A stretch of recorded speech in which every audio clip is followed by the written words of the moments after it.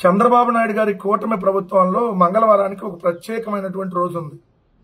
అంటే ఈ ప్రభుత్వం ఆడలేనమ్మ మధ్యలో ఓడిలాగా అట్లాంటి మాటలు మాట్లాడుతూనే ఉంటుంది. అది వేరే. చేతగానిగా అన్ని జగన్మోహన్ రెడ్డి గారి మీద నెట్టేస్తా ఉంటారు. అది వేరే. అంటే నేను మంగళవారం కబుర్ల గురించి చెప్పట్లా. మంగళవారానికి ఒక ప్రత్యేకమైన రోజు ఎందుకుంది అంటే ఈ కూటమి ప్రభుత్వంలో మంగళవారం అప్పులు చేస్తూ ఉంటారు వీళ్ళు. ఇప్పుడు ఈ మంగళవారం 3,000 కోట్ల రూపాయలు అప్పు చేశారు.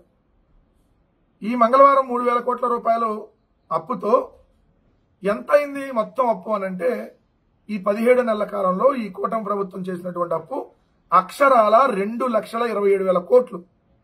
2,27,000 కోట్లు. బడ్జెట్ లోపల వీళ్ళు చేసిన అప్పు 1,40,602 కోట్లు. కార్పొరేషన్ ద్వారా వీళ్ళు చేసినటువంటి అప్పు 55,383 కోట్లు. అమరావతి పేరుతో చేసినటువంటి అప్పు 31,000 కోట్లు. మొత్తంగా 17 నెలల్లో 2,27,000 కోట్లు అప్పు చేశారు. అంటే నెలకి చంద్రబాబు నాయుడు గారు చేసిన అప్పు 13,352 కోట్లు. రోజుకి 455 కోట్లు. గంటకి 18,55,00,000.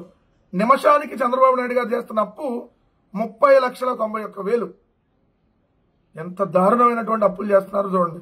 మరి ఇప్పుడు ఆ పత్రికలు రాయాలి కదా, అప్పుల కుప్ప అయిపోయింది, అన్నపూర్ణ అప్పుల కుప్ప అయింది, చంద్రబాబు నాయుడు గారికి బట్టలు లేకుండా కార్టూన్లు వేసి బోరలు ఊదేటటువంటి వేయాలి కదా.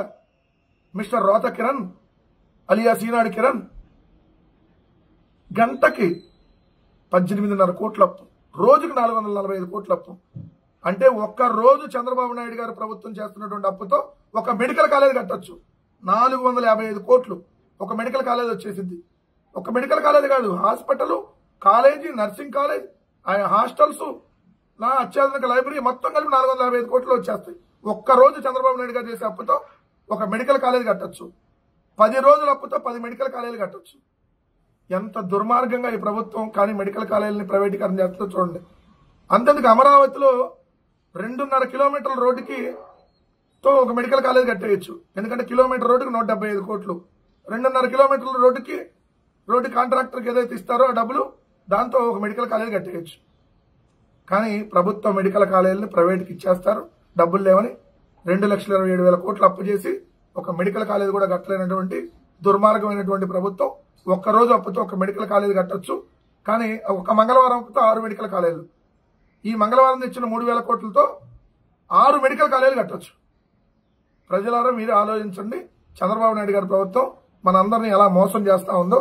మొత్తం ప్రభుత్వ ఆస్తిని చంద్రబాబు నాయుడు గారు బినామీలకు ఏ విధంగా దోచిపెడతా ఉన్నాడో ఇప్పుడు ప్రభుత్వ హాస్పిటల్స్, మెడికల్ కాలేజీ దానికి ఒక ఎగ్జాంపుల్.